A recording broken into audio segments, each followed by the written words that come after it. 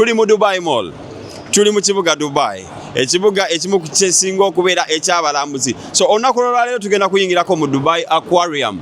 Ekifo kinene abasinga bwe mujja mu Dubai muyitako kiyite kuba it's expensive okuyingirayo. Naye olunaku lwaleero ogenda kirambula, tugenda kukikulambuza wanene Bulaaya.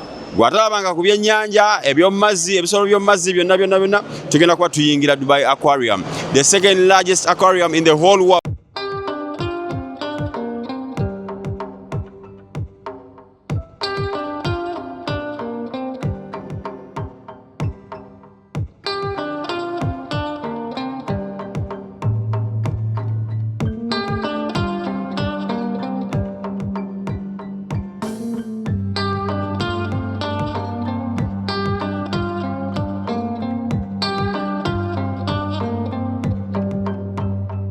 Please subscribe to Mbctv.